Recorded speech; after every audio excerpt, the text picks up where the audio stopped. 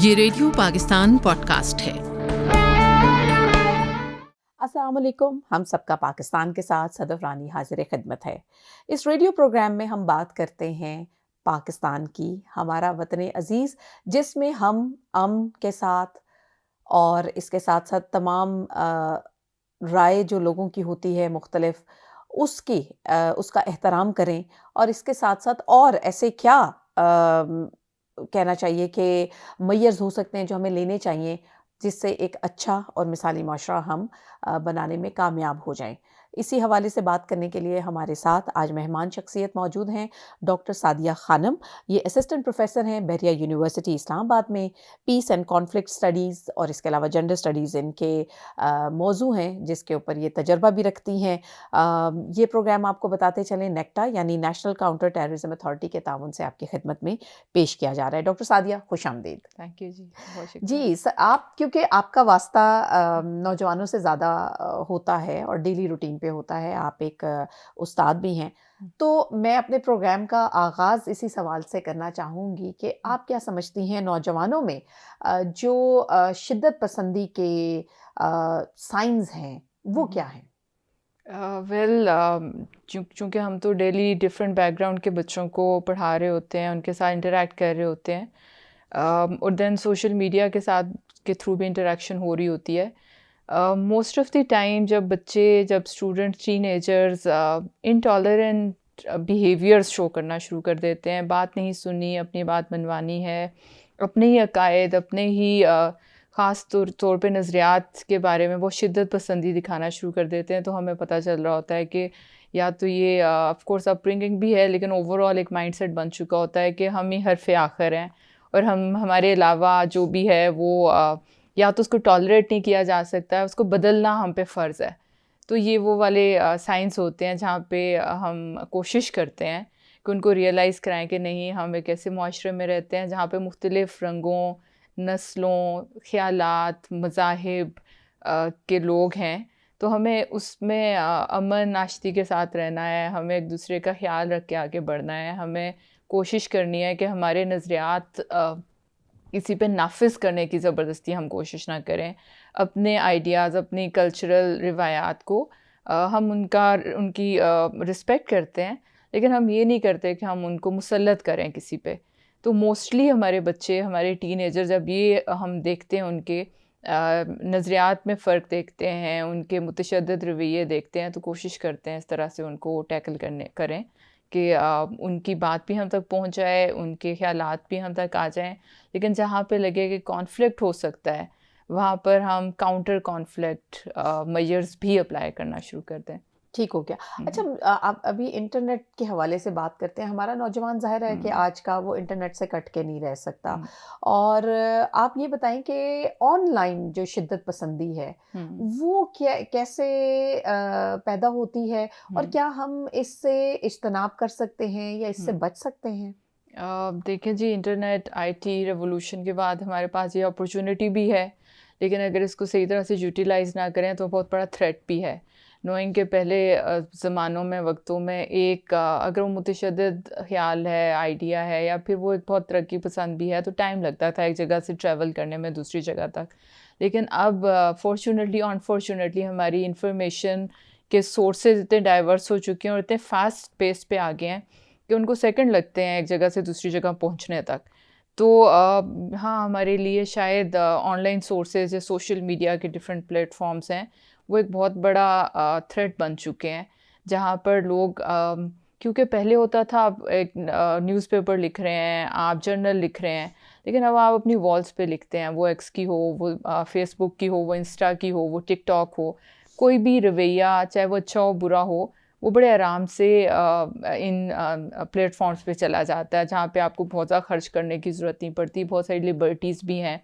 तो उन लिबर्टीज़ का मिसयूज़ भी है वहाँ पे, जहाँ हम सिर्फ़ और सिर्फ उसी चीज़ को तरवीज उसकी पसंद करते हैं जो हमारे लिए बहुत आसान है, जिस पे हम यकीन रखते हैं, और उसको फ़िल्टर आउट करने की कोशिश नहीं करते कि वो किसी को नुकसान पहुँचा सकती है, वो बात हो सकती है, वो किसी तरह की मिस इन्फॉर्मेशन हो सकती है, वो किसी को नुकसान पहुंचा सकती है, किसी माइनॉरिटी ग्रुप को, किसी और ग्रुप को, किसी शख्सियत को। तो ऑनलाइन बहुत सारे रिसोर्सेज हैं इस तरह के, उनको फ़िल्टर करना थोड़ा सा मुश्किल काम है, जी, लेकिन तरबियत से आई थिंक ये भी हो सकता है ठीक हो अगर गया। हम उनकी सही ट्रेनिंग कर लें कि इन प्लेटफॉर्म्स को यूज़ कैसे करना है। अच्छा डॉक्टर सादिया, कुछ थोड़ा-सा क्योंकि अब ऑनलाइन की बात हो ही रही है, तो ज़ाहिर है कि कुछ चीज़ें वजह बनती हैं तो आगे जाकर आदतें भी पुख्ता हो जाती हैं, और इन चीज़ों के हवाले से भी आपने कहा ना, हम खुद ही फ़ैसला करना शुरू कर देते हैं। मैंने भी ये मेरी एक कहना चाहिए अपनी ज़ाती राय है, और उसमें ये है कि हम जजमेंटल बहुत हो चुके हैं। हम किसी के मसाइल को समझने के बजाय अगर किसी ने अपने किसी मज़मूम मकासद के लिए किसी की ह्यूमिलिएशन की है तो हम उसका हिस्सा बन जाते हैं। अगर किसी ने कोई ऐसी वीडियो पोस्ट कर दी है तो हम अपना फ़र्ज़ समझते हैं कि वहाँ जाकर हमने कमेंट करना ही करना है, और अब हमें जो मसला समझ आया है हम उसके मुताबिक जो है वो हमने फ़ैसला भी सादिर कर देना है। तो ये जो रवैये हैं ये अभी तो ज़ाहिर है क्योंकि अपने कहना चाहिए इब्तदाई मराहिल के अंदर हैं, और अभी से अगर नौजवानों को सही ना डायरेक्शन दी गई तो ये आगे जाकर किसी भी माशरे को के लिए बहुत बड़ी तबाही लेकर आ सकते हैं। बिल्कुल आप इस हवाले से इत्तेफ़ाक करती हैं, और अगर करती हैं तो हमें इसको कैसे मैनेज करना चाहिए? जी, बिल्कुल इत्तेफ़ाक करती हूँ। जैसे मैंने पहले भी बताया, ये ब्लेसिंग भी हो सकती है और ये कर्स भी हो सकती है। इस तरह के रवैयों को ऑनलाइन प्लेटफ़ॉर्म से सोसाइटी तक पहुँचाना, एंड देन वो ऑनलाइन रहते नहीं है ना एक्चुअली, वो तो कहीं न कहीं मैनिफेस्ट होते हैं कि टारगेट हो रहा होता है, कोई किसी की मॉब लिंचिंग हो रही होती है। बिल्कुल। तो मेरे ख़्याल में इसमें दोनों स्टेट एंड सोसाइटी दोनों को इन्वॉल्व होना पड़ेगा। आपका बेसिक यूनिट, आपकी फैमिली, आपके पीयर्स, स्कूल लेवल से लेके आपकी स्टेट लेवल तक बहुत सॉलिड एफ़र्ट्स करनी पड़ेंगी कि हम अपनी जनरेशन को इस कर्ज़ से बचा सकें। ठीक। अभी से करना शुरू करेंगे, हम ऑलरेडी बहुत सैक्रिफ़ाइसेस कर चुके हैं, हम बहुत सारे क्योस क्रिएट कर चुके हैं। तो मेरे ख़्याल में अगर हमें इसको ख़त्म करना है तो अभी से बड़ी रिफ़ॉर्म्स लेके आनी पड़ेंगी सोसाइटी में, चाहे वो आपका फैमिली सेटअप हो, आपकी एजुकेशन हो, या आपकी स्टेट लेवल पर पॉलिसीज़ हों कि आप ट्रेनिंग ऐसी करें कि नहीं, आप ही दुनिया का फ़र्द वाहिद नहीं है जो ठीक हो सकते हैं। यहाँ बहुत सारे ओपिनियंस हैं, यहाँ बहुत सारे अकायद हैं, यहाँ बहुत सारे नज़रियात हैं, और सारे अपनी अपनी जगह पे ठीक है। हमें सिर्फ पीसफुली को एग्जिस्ट करना है, और इसके लिए आई थिंक नॉलेज बहुत अहम है, पढ़ाई बहुत अहम है, एक्सपोजर बहुत अहम है।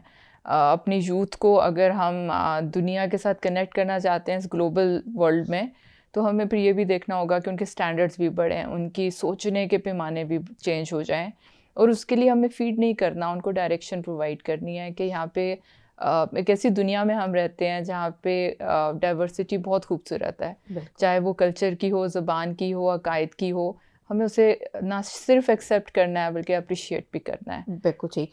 अच्छा, आपने क्योंकि स्टेट के हवाले से बात तो की, लेकिन मैं दूसरी तरफ भी आती हूँ कि किसी भी इंसान की शख्सियत में बनने में या बिगड़ने में वालिदैन की परवरिश या तरबियत कह लें, और ख़ानदान, आप क्या समझती हैं कि किस तरह से वालिदैन या ख़ानदान जो हैं वो अपने घरों के अंदर मस्बत माहौल पैदा कर सकते हैं, साज़गार माहौल पैदा कर सकते हैं कि जिसमें बच्चों के अंदर एतमाद भी हो, वो अपनी बात भी कर सके, लेकिन एक वो कहते हैं ना, जैसे आपने बताया कि कोई ज़िद, अना या दिल के अंदर बुग़्ज़ रख लेना, इस तरह की चीज़ों से बाज़ भी रहें।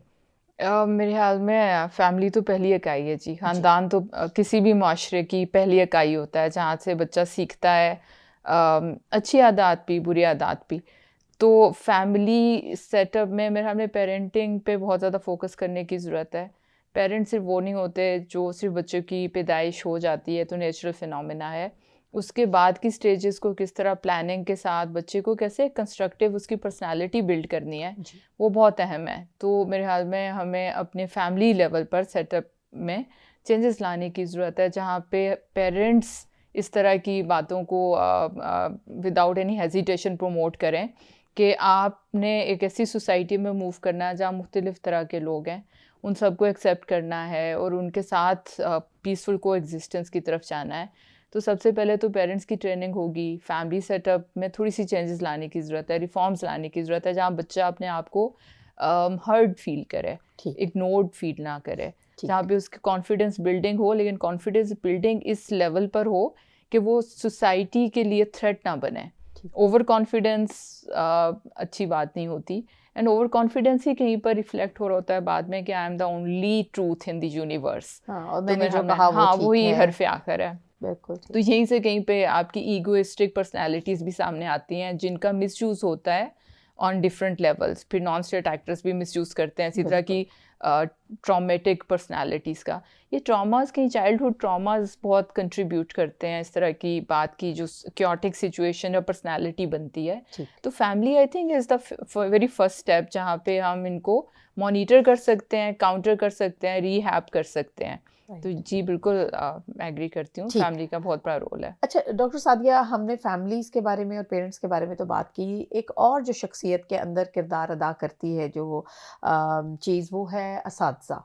और असातिज़ा हमेशा, मेरा ख़्याल है कि बच्चे अगर माँ बाप के बाद अगर किसी चीज़ पर आंख बंद करके एतबार करते हैं तो वो टीचर्स की बात होती है। और ये मैं बचपना बता रही हूँ, और उसी यही आदत जब पुख्ता हो जाती है तो आगे जाकर आप जिस भी टीचर को रोल मॉडल करते हैं तो जो वो टीचर कह रही है उसको हम मनो-अन उस पर यकीन कर लेते हैं। तो असातिज़ा के हवाले से भी बताइएगा कि वो इस तरह के मस्बत एनवायरनमेंट को फ़रोग़ देने में और बच्चे की शख्सियत को निखारने में, ताकि उसके अंदर शिद्दत पसंदी के जो है वो हावी ना हो उसकी शख्सियत के ऊपर, या वो ज़िद्दी ना हो, या जिन और अनासर के हवाले से आपने बात की कि वो चीज़ जो है वो उसको एक्सप्लॉइट ना करें। तालीम, निज़ाम तालीम बहुत अहम है और उसमें डेफिनेटली असातिज़ा का रोल बहुत अहम है। असातिज़ा अगर सही मानों में ट्रेनिंग के बाद और अपने पैशन के साथ काम कर रहे हैं तो बहुत सारे ये वाले मसाइल शायद बुनियादी तालीम में हल हो जाते हैं। और अगर कुछ रह जाएं तो डेफिनेटली एडवांस लेवल्स पे जब बच्चा आता है तो एक तो खुद भी मैच्योरिटी के करीब होते हैं और उनके लिए उनको टीचर और उनके दरमियान जो रिलेशन होता है वो उनके बहुत सारे इस तरह के मसाइल हल कर सकते हैं। असातिज़ा अगर डिटर्मिन्ड हैं कि सोसाइटी को एक बेहतर समत की तरफ लेके जाना है, जो यहाँ पे डीमेरिट्स हैं हमारे टीचिंग सिस्टम में, हमारे स्कूल सिस्टम में एंड एडवांस स्टडीज़ में, एक कमिटेड उस्ताद उसको हल कर सकता है। मुझे पता है ये इंडिविजुअल लेवल की बात नहीं होती, कलेक्टिव एफर्ट है, लेकिन अगर रियलाइजेशन इंडिविजुअल लेवल पे आ जाए तो कलेक्टिव एक टर्म्स में भी नज़र आना शुरू हो जाती है। तो असातिज़ा की बहुत बड़ी ज़िम्मेदारी है, एक पूरी नस्ल उनके हाथों में होती है जिनको उन्होंने ग्रूम करना होता है, नर्चर करना होता है और उनकी डायरेक्शन सही करनी होती है। सही इसलिए कह रही हूँ, कभी कभार कमियाँ कोताहियाँ रह जाती हैं फैमिली सेटअप में या पीयर्स में। तो असातिज़ा आई थिंक वो चेक एंड बैलेंस हैं over the youth, young generation, जो इसको आइडेंटिफाई करके ठीक कर सकते हैं, उनको गाइड कर सकते हैं, उनको मोटिवेट कर सकते हैं कि उनका कंस्ट्रक्टिव रोल कितना अहम है, ना सिर्फ उनकी सोसाइटी के लिए बल्कि हम तो ग्लोबल सिटीजन्स हैं ना, हमारा इम्पैक्ट तो ग्लोबल लेवल पे जाता है, इतने कनेक्टेड हैं हम।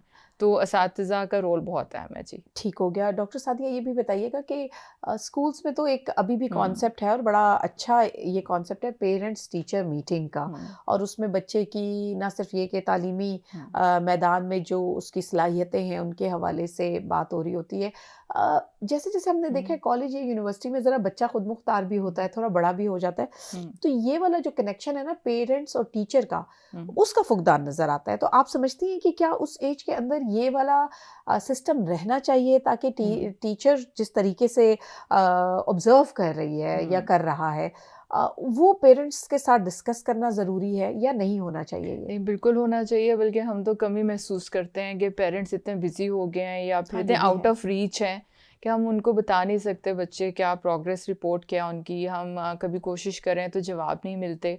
तो मेरे हाथ में एक मिसिंग लिंक है जहाँ पे हम इंडस्ट्री के साथ तो लिंक करना चाहते हैं, तो फैमिली के साथ क्यों नहीं? बच्चे को सबसे पहले मेरे हाल में गाइडलाइन तो फैमिली से मिलती है। तो अगर ये वाला लिंक मिस हो गया कि टीचर चाहे यूनिवर्सिटी हो, कॉलेज लेवल के हों, वो कनेक्शन नहीं कर पा रहे पेरेंट्स के साथ, फैमिली के साथ, तो मेरे हाल में ये बहुत बड़ा नुकसान की बात है। और हम इसको आजकल विटनेस भी कर रहे हैं क्योंकि बच्चों को लगता है अब फैमिली के साथ हमारा कनेक्शन नहीं रहा, इंस्टीट्यूशन का नहीं रहा, तो वो उनकी लिबर्टीज़ बढ़ गई हैं। उन लिबर्टीज़ का मिसयूज़ फिर होता है।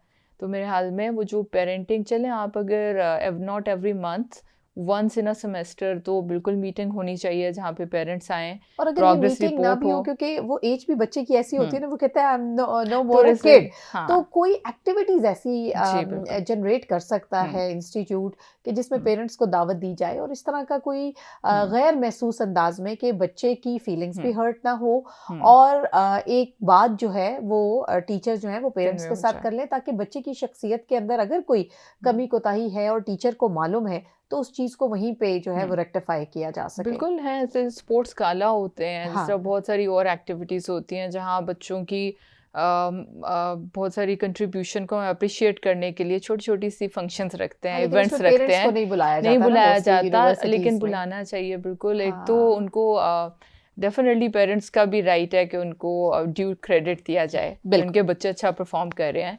और ये वाला मौका जब जहाँ बच्चा अच्छा परफ़ॉर्म नहीं कर रहा या लग रहा है कि वो ठीक डायरेक्शन में नहीं जा रहा, तो वो भी कन्वे किया जा सकता है जी, विदाउट क्रिएटिंग अ मेस। बिल्कुल तो सही। अच्छा, एक मैं ज़रूर आपसे ये जानना चाहूँगी कि किस तरह की एक्टिविटीज़ होनी चाहिए कि जिससे हुँ, यूथ को हम डाइवर्ट कर सकें, कि वो जो शिद्दत पसंदाना हुँ, जो नज़रियात हैं, हुँ। उनसे उनको बचाया जा सके? मेरे ख़्याल में जो सबसे ज़्यादा कमी महसूस की जा रही है आजकल, वो है आर्ट्स के साथ बच्चों का कम लगाव। अच्छा, स्पोर्ट्स है, आर्ट्स हैं, ये आपको एक बहुत खूबसूरत सी समत ले जाते हैं, जहाँ पे तशद्दुद नहीं है, जहाँ पे मिल के कुछ काम करना है, कोई एक्टिविटी करनी है, और जहाँ पे फ़र्क ही नहीं पड़ता कि रंग नस्ल क्या है। तो मेरे ख़्याल में ये सारे इंस्टीट्यूशंस में सोसाइटल लेवल पर जितने भी स्कूल, कॉलेजेस, यूनिवर्सिटीज़ हैं, आर्ट स्कूल्स को उनके साथ कोलैबोरेट करा के हमें ये इवेंट्स रखने चाहिए जहाँ पे बच्चों का कैथारसिस भी हो जाए, बजाय उनका गुस्सा किसी नेगेटिव चीज़ में कन्वर्ट हो, उन्हें पॉजिटिव एक डायरेक्शन दे दी जाए। आर्ट कैथारसिस का बहुत बड़ा सोर्स है जहाँ पे अपने ग्रीवेंसेस, ग्रजेस बड़े आराम से आप कैनवस पे रिफ्लेक्ट कर देते हैं। तो बजाय इसके कि वो किसी और के हाथ लगें और उनसे मिसयूज़ किया जाए उनकी गुस्से का, उनकी एनर्जीज़ का, उनके बुरे एक्सपीरियंसेस का। आई थिंक इस तरह के इवेंट्स होने चाहिए जहाँ म्यूज़िक हो, जहाँ डांस हो, जहाँ पे परफॉर्मिंग आर्ट्स हों, जहाँ पे हर तरह की स्पोर्ट्स हो, सिर्फ एक स्पोर्ट नहीं। हम देखते हैं कि बहुत दफ़ा हमारी जब ओलंपिक्स हो रहे होते हैं तो पाकिस्तान की रिप्रेजेंटेशन बहुत कम होती है या बड़े स्पेसिफिक स्पोर्ट्स में होती है। जी, तो आई थिंक बिल्कुल ग्रास रूट से अगर हम स्टार्ट कर दें, बच्चों को एथलेटिक्स उसमें लेके आएँ, डोमेन में लेके आएँ, उन्हें हर तरह की स्पोर्टिव एक्टिविटी के लिए ग्राउंड्स, प्लेटफॉर्म्स प्रोवाइड करें, उनको फैसिलिटेट करें, उनको टाइम दें। बल्कि मैं तो कहती हूँ यूनिवर्सिटी लेवल पर ही, कॉलेज एंड यूनिवर्सिटी लेवल पर उनके लिए कोटा रिजर्वेशन रखते हैं कि अगर आपने इस स्पोर्ट्स में पार्टिसिपेट किया तो आपको कंसेशन मिल जाएगी आपकी ग्रेडिंग में। हम लिंक कर सकते हैं अपनी बिल्कुल, तालीम को इन एक्टिविटीज़ के साथ, और ये बड़ी प्रोडक्टिव होंगी। ये आपकी पर्सनालिटी बच्चों की बना देती हैं, फिज़िकल प्लस मेंटल। बिल्कुल तो सही। हम ये करने की ज़रूरत है और रिफ़ॉर्म लाने की ज़रूरत है कि एजुकेशन सिर्फ क्लास में नहीं होती। इसलिए हम इसको को करिकुलर एक्टिविटी कहते हैं, अब एक्स्ट्रा करिकुलर भी नहीं कहते, क्योंकि हम निसाबी सरगर्मियाँ, गैर निसाबी सरगर्मी बिल्कुल भी नहीं है ये। तो अगर हम इसको अच्छी तरह से रिलेट कर पाते हैं अपने कोर्सेज़ के साथ, तो बच्चों के पास कहाँ टाइम होगा किसी नेगेटिव एक्टिविटी के लिए सोचने का, मसबत जाने का। सरगर्मियों की तरफ उनको जी, लेकर बिल्कुल आएँ, ऐसा ही है। ठीक है, चाहे वो थिएटर है, म्यूज़िक बिल्कुल है, म्यूज़िक है। और इस तरह के हुँ, बहुत सारे मेरा ख़्याल है कि प्लेटफ़ॉर्म्स होते भी हैं हुँ, यूनिवर्सिटी लेवल के ऊपर, कि जहाँ पे बच्चे उसके हुँ, साथ इंटरैक्ट करें और हुँ, कोई मस्बत किरदार उस माशरे के अंदर अदा कर सकें। अच्छा, बिल्कुल। ये बताइए, मजमूई तौर पर हम सबकी ज़िम्मेदारी, जिसको कलेक्टिव रिस्पॉन्सिबिलिटी कहा जाता है, शिद्दत पसंदी को मात देने के लिए ये जो कलेक्टिव रिस्पॉन्सिबिलिटी है, वो क्या हो सकती है? अगेन ये सोसाइटल लेवल से लेकर स्टेट लेवल तक एक कलेक्टिव एफर्ट है जहाँ पे हम अपनी जनरेशन को इस मैनेज से दूर रखें जिसका नाम एक्सट्रीमिज़म है, या जिसका नाम टेररिज्म है, या वायलेंट मीन्स हैं अपने आप को एक्सप्रेस करने के, अपने गुस्से को एक्सप्रेस करने के। कलेक्टिव एफर्ट ये हो सकती है कि हम फैमिली लेवल से लेकर स्टेट लेवल तक रिफॉर्म्स लेकर आएँ, इंट्रोड्यूस कराएँ, और हम बच्चों में कंटिन्यूसली ये इन्फ्लिक्ट करें कि हमें को एग्जिस्टेंस की तरफ जाना है, पीसफुल को एग्जिस्टेंस। ठीक। हम जिससे डिसएग्री करें उसे ख़त्म करना लाजमी नहीं है। बहुत सारे डिफरेंट ओपिनियन हो सकते हैं, डिफरेंट नोइंग के बहुत सारे बैकग्राउंड, बहुत डिफरेंट बैकग्राउंड से लोग आते हैं, लेकिन वो इस कायनात का हिस्सा हैं, सोसाइटी का हिस्सा हैं। तो इस सोसाइटी में जो भी है उनका इतना ही राइट है जितना हमारा राइट है, ज़िंदा रहने का, तरक्की करने का एंड खुश रहने का। तो अगर खुशियाँ हम अपने लिए एक्सपेक्ट करते हैं तो दूसरों को भी उनके रास्ते पे चलने दें। हर एक का अपना रास्ता है, अपनी पेस है, अपने मैनर्स हैं। हाँ, हम नुकसानदेह ना हों किसी के लिए। तो मेरे ख्याल में पीसफुल को एग्जिस्टेंस एक ऐसी चीज़ है जिस पे कलेक्टिव एफर्ट हो सकती है और हम अपनी जनरेशन में ये चीज़ रियलाइजेशन ला सकते हैं कि हम मुख्तलिफ हो सकते हैं लेकिन हम इकट्ठे भी रह सकते हैं। बिल्कुल ठीक। डॉक्टर सादिया, मैं आपसे ये भी जानना चाहूँगी कि अर्ली डिटेक्शन ऑफ रेडिकलाइजेशन, ये जो शिद्दत पसंदी, अगर इसको शुरू में ही आइडेंटिफाई कर लिया जाए, पकड़ लिया जाए, तो वो कैसे यूथ को आगे जाकर माशरे में खुदा न खास्ता इंतहा पसंदी या शिद्दत पसंदी या इवन दहशत गर्दी जैसे जो मजमूम फेल है उसकी तरफ जाने से बचाया जा सकता है? देखिए जी, बच्चा जैसे हम कहते हैं ना, वो तो नेचर पे है अपनी, और नेचर तो कभी भी इस तरह की बहुत ही भयानक किस्म की नज़रियात पे नहीं होती। तो बच्चा डेफिनेटली वो बाद में सीखता है, इस तरह की तशद्दुद पसंदाना जहनीत बाद में आती है। तो ये देखना है कि वो किस माहौल में ग्रो कर रहा है, उस माहौल को बदलने की ज़रूरत है। हाँ, ये भी सच है कि कभी जहाँ पे गुर्बत है, जहाँ पे तालीम की कमी है, जहाँ पे रिसोर्सेज कम है, महरूमी है, वहाँ पे शायद ये ख्यालात जिनको हम बगावत भी कह सकते हैं वो पनपने शुरू हो जाते हैं। लेकिन हम बड़े आराम से अगर इंटरेस्टेड हों, ऑनेस्ट हों अपनी एफर्ट में, तो हम आइडेंटिफाई कर सकते हैं राइट टाइम पे कि क्या ऐसा है जो रिफॉर्म्स के थ्रू हम ठीक कर सकते हैं और बच्चे को बहुत इनिशियल स्टेज पर ही, बजाय इसके कि वो एक बड़े इंटॉलरेंट एक्सट्रीमिस्ट वे पे चला जाए, उसको वहीं पे रोक के उसको रिफॉर्म करके उसकी पर्सनालिटी में चेंजेस लाई जा सकती हैं। तालीम की कमी है तो तालीम की कमी डेफिनेटली स्टेट पूरी कर सकती है by providing all equal opportunities to all the people, all the society members. अगर फैमिली में कोई ट्रॉमास हैं तो वहीं पे हील किए जा सकते हैं। अगर किसी तरह की कोई ग्रीवेंसेस, ग्रजेस हैं, तो आई थिंक कोई ऐसा मसला है नहीं जो बातचीत से हल ना हो सके या एफर्ट से हल ना हो सके। तो डिटेक्शन वहीं पे हो जाती है जहाँ पे हमें पता चल रहा हो कि महरूमी है किसी किस्म की। उस महरूमी को उसी स्टेज पर कंप्लीट करके, मुकम्मल करके, हम अपनी सोसाइटी को इन मुतशद्दिद रवैयों से बचा सकते हैं। सही। अच्छा, आपने अभी बिल्कुल ये बात कही कि हमें आइडेंटिफाई कर लेना चाहिए अगर खुदा न खास्ता यूथ में इस तरह के कुछ जज्बात पाए जा रहे हैं, तो हमारा फौरी एक्शन क्या होना चाहिए? ये आप दोनों सतह पे बताइएगा। मतलब घरेलू सतह पे अक्सर होता है कि माँ बाप झड़क देते हैं, जनरेशन गैप आ जाता है, बच्चा अपने आप को एक्सप्रेस नहीं कर पाता कि अगर कुछ मजमूम मकासद के लिए कुछ बच्चे उसको बुली कर रहे हैं या कुछ और उस बच्चे का कोई और इशू है। ज़ाहिर है साइकोलॉजिकल इशू, ये जितना हम तेज़ रफ्तार ज़िंदगी में कदम रखें तो हमारे साइकोलॉजिकल इश्यूज भी बहुत ज़्यादा होने शुरू हो गए। और अभी भी अनफॉर्चुनेटली पाकिस्तानी माशरे के हवाले से बात की जाए तो हम नफ्सियाती पहलू को अभी भी अंडर कंसिडरेशन नहीं लेकर आते और हमने बस उसको एक स्टिग्मा के साथ बना दिया कि क्यों मैं हम ज़हनी तौर पर कुछ हमारे अंदर कमी है कि आप हमें साइकोलॉजिस्ट के पास लेकर जा रहे हैं। तो अगर खुदा न खास्ता कोई कमी किसी के अंदर आ गई है तो हमें बहैसियत माशरा, मतलब घरेलू सतह पर भी और कॉलेज स्कूल की सतह पर भी हमें कैसे रिएक्ट करना चाहिए? जिस तरह बाकी बीमारियां होती हैं, अगर वो टाइमली डिटेक्ट हो जाएं तो हम बिल्कुल हेजिटेट नहीं करते डॉक्टर के पास जाने से।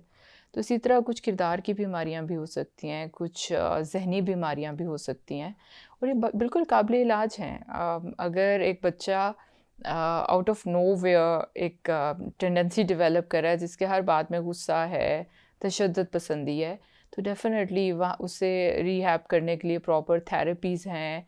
और सबसे बड़ी बात सुनना।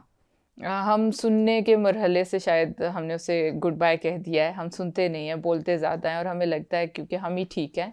जो आपने बात की, जनरेशनल गैप भी है एंड पेरेंट्स कहीं पे पेरेंटिंग की टेक्निक सीखने पे और उसकी पूरी एक जो मैनर्स होते हैं वो सीखने पे राज़ी नहीं है, तो सारा ब्लेम बच्चे पे जाता है कि वो ज़िद्दी है और वो नहीं समझ पा रहा।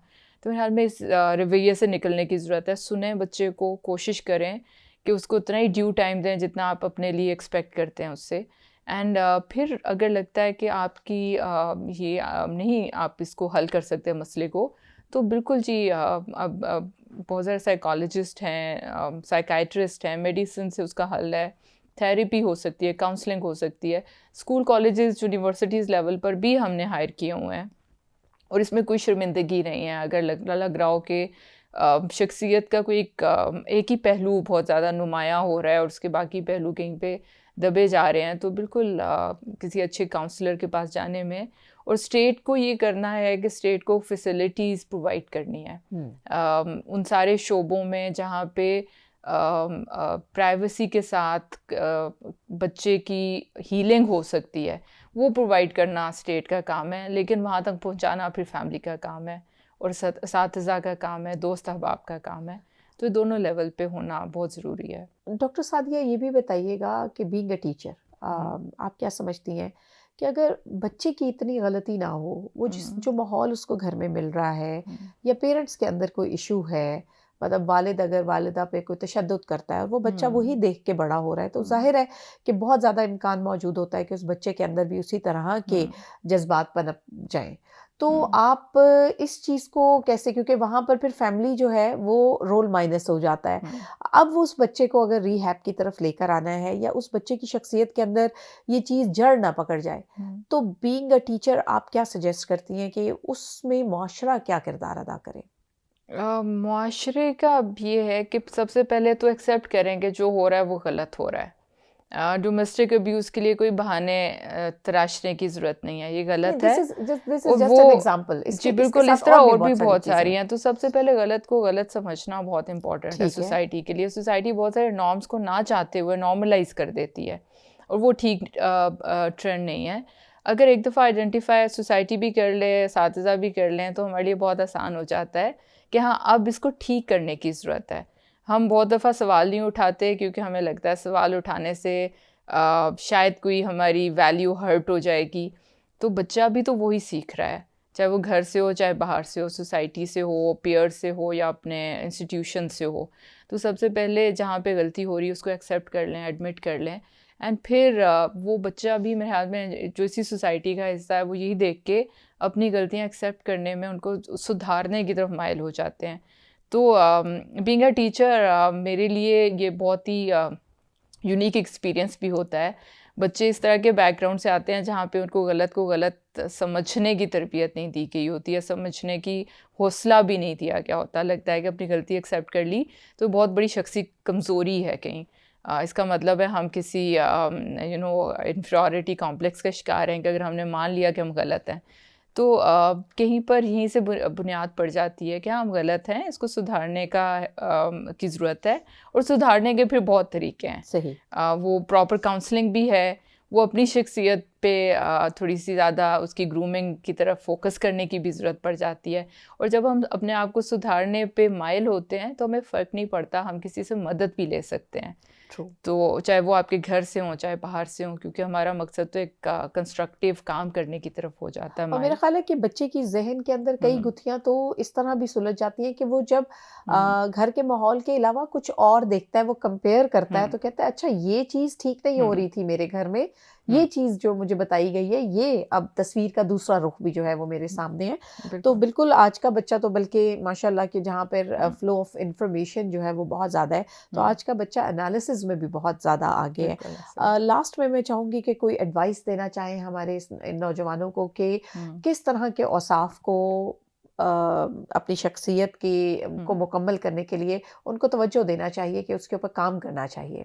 पहले तो किताब दोस्ती बहुत अच्छी बात है और ये फ़र्क नहीं पड़ता कि आप एक हार्ड बाइंडिंग में किताब पढ़ें या सॉफ्ट में पढ़ें, नोइंग कि हमारे बच्चे अब एक ऐसी एज में जिन्हें जेन ज़ी या जेन अल्फ़ा कहते हैं, तो हम उन्हें ब्लेम नहीं कर सकते कि लाइब्रेरीज़ की तरफ नहीं जाते। चलो आजकल बहुत सारे और सोर्सेज हैं जहाँ पे उन्हें नॉलेज मिल जाती है। अपना एक्सपोजर बढ़ाएं, लोगों से मिलें, diverse group school of thought से मिलें, डिफरेंट स्कूल ऑफ थॉट की लिखी हुई किताबें पढ़ें, एंड फिर अपने अंदर अपना क्रिटिकल एनालिसिस करें कि हम कहीं पीछे तो नहीं रह रहे सिर्फ इसलिए क्योंकि हम अपनी ही रिवायात के साथ अच्छी रिवायात को प्रमोट करें, प्रिजर्व करें, लेकिन जहाँ पे रिफ़ॉर्म की ज़रूरत नज़र आती है करें, उस रिफ़ॉर्म से हेजिटेट ना हो, डरें नहीं।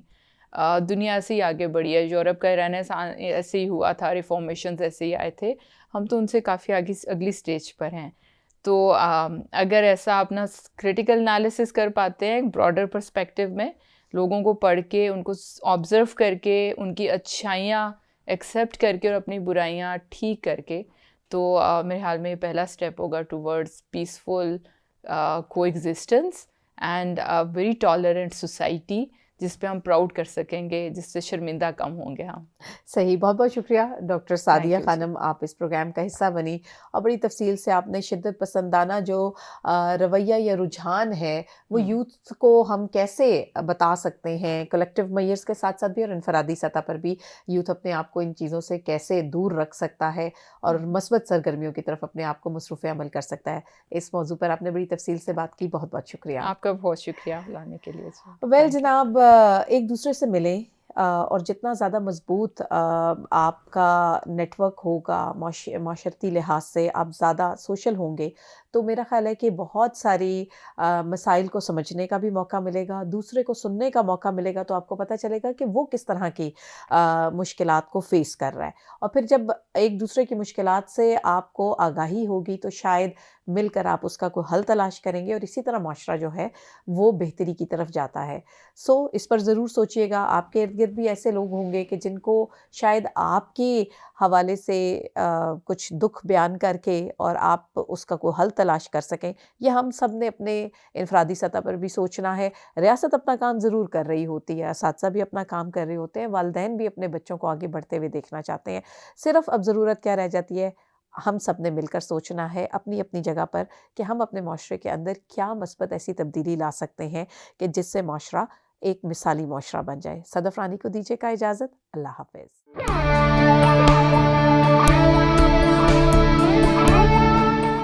ये रेडियो पाकिस्तान पॉडकास्ट है।